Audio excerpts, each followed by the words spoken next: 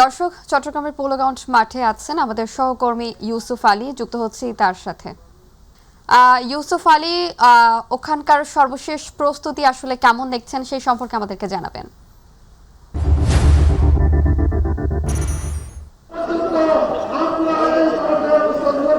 শাওন, আপনি জানেন যে দীর্ঘ ২০ বছর পর বিএনপির চেয়ারম্যান তারেক রহমান এই চট্টগ্রামের আসছেন, যে দাবি তুলেছিলেন সেই দাবি আদায়ে এখানে সমাবেশ করেছিলেন, অর্থাৎ নির্দলীয় নিরপেক্ষ তত্ত্বাবধায়ক সরকার ব্যবস্থার দাবিতে তিনি এখানে সমাবেশ করেছিলেন। সেই যে গণতন্ত্র রক্ষার যে দাবি বেগম খালেদা জিয়া তুলেছিলেন, সেই আজকের এই স্থানীয় বিএনপি নেতাকর্মীরা আমাদেরকে জানিয়েছেন তাদের দাবি বিএনপির চেয়ারম্যান তারেক রহমানের নেতৃত্বে বাংলাদেশে গণতন্ত্র সুপ্রতিষ্ঠিত হবে। গতকাল রাতে বিএনপির চেয়ারম্যান তারেক রহমান চট্টগ্রামে এসে পৌঁছালেও রাতে হোটেলে অবস্থান করেছেন এবং এখন তিনি তরুণদের সঙ্গে একটি বৈঠকে মিলিত হয়েছেন চট্টগ্রামের একটি হোটেলে।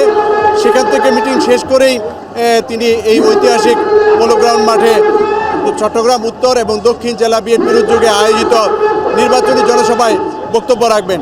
এখানে ধারণা করা হচ্ছে যে আগামী ত্রয়োদশ জাতীয় সংসদ নির্বাচনকে কেন্দ্র করে যাতে বিএনপির পক্ষে বেশি করে জনমত তৈরি করা যায় সেই বিষয়ে দিক নির্দেশনা দিবেন। এছাড়া বাণিজ্যিক রাজধানী হিসেবে পরিচিত চট্টগ্রামের যেসব সমস্যা রয়েছে সেই সকল সমস্যা সমাধানেও তিনি আশ্বাস দিবেন বলে ধারণা করা হচ্ছে। তবে আজকে এই যে সকাল 11টায় সমাবেশ শুরু হওয়ার কথা, 11টায় সমাবেশ শেষ হওয়ার পর তিনি ঢাকার উদ্দেশ্যে রওনা দেবেন। এর মধ্যেই পথিমধ্যে তিনি ফেনীতে একটি জনসভায় বক্তব্য রাখবেন। সেখানে ফেনী জেলায় যেসব বিএনপির মনোনীত প্রার্থী রয়েছেন তাদেরকে সাধারণ জনগণ এবং নেতাকর্মীর সঙ্গে পরিচয় করে দেবেন। এরপর তিনি কুমিল্লাতে 3টি সমাবেশে বক্তব্য রাখবেন। সবশেষ সমাবেশে বক্তব্য রাখবেন তিনি নারায়ণগঞ্জ জেলার সোনারগাঁও উপজেলার অর্থাৎ সিদ্ধিরগঞ্জ এবং সোনারগাঁ নিয়ে যে নারায়ণগঞ্জ 3 আসন গঠিত, সেই নারায়ণগঞ্জ 3 আসনের কাঁচপুর বালুর মাঠে সেখানে তিনি বক্তব্য রাখবেন। সেখানে যেতে যেতে হয়তো মধ্যরাত হয়ে যেতে পারে। সেই সমাবেশ শেষ করে তিনি ঢাকার পথে রওনা দেবেন। আপনি দেখতে পাচ্ছেন যে এই যে পোলোগ্রাউন্ড মাঠ রয়েছে, পোলোগ্রাউন্ড মাঠের সমাবেশ সফল করার জন্য দলীয় নেতাকর্মীরা খণ্ড খণ্ড মিছিল নিয়ে এখানে এসে এখনো কিন্তু চট্টগ্রাম দক্ষিণ জেলা বিএনপির শীর্ষ নেতৃবৃন্দ সমাবেশের স্থলে এসে উপস্থিত হননি। তারেক রহমানের যে তরুণদের সঙ্গে যে একটি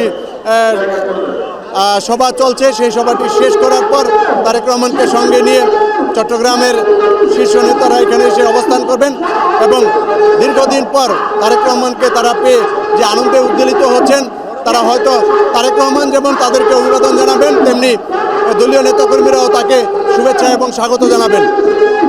তবে তারা অধীর আগ্রহে অপেক্ষা করছেন যে তাদের প্রিয় নেতা এখানে আসছেন এবং আজকের এই জনসভা থেকে তিনি কী নির্দেশনা দেন সেই নির্দেশনাকে তারা বাস্তবায়ন করার জন্য, অর্থাৎ 12ই ফেব্রুয়ারি যে ত্রয়োদশ জাতীয় সংসদ নির্বাচন হচ্ছে, মূলত সেই নির্বাচনে যাতে বৈতরণী পার হতে পারে সেজন্যই দলীয় নেতাকর্মীদের নির্দেশনা দেওয়া হবে এবং তারা দলের চেয়ারম্যানের যে নির্দেশনা সেই নির্দেশনা বাস্তবায়ন করার জন্য তারা নিজ নিজ এলাকায় ফিরে যাবেন এবং সেখানে দলের যে প্রার্থী রয়েছে অর্থাৎ বিএনপির মনোনীত প্রার্থী যারা ধানের কৃষ প্রতীক নিয়ে ত্রয়োদশ জাতীয় সংসদ নির্বাচনে প্রতিদ্বন্দ্বিতা করছেন তাদেরকে বিজয়ী করার জন্য কাজ করবেন এবং যদি দেশের সর্বাধিক সংখ্যক আসনে বিএনপি জয়লাভ করতে পারে তাহলে বিএনপি ক্ষমতায় এসে তারেক রহমান গত 25শে ডিসেম্বর বাংলাদেশের মাটিতে পা রেখে যেটি দেশবাসীর উদ্দেশ্যে বলেছিলেন আই হ্যাভ এ প্ল্যান, সেই প্ল্যান বাস্তবায়ন করা সম্ভব হবে বলে স্থানীয় নেতাকর্মীরা এমনটি জানিয়েছেন।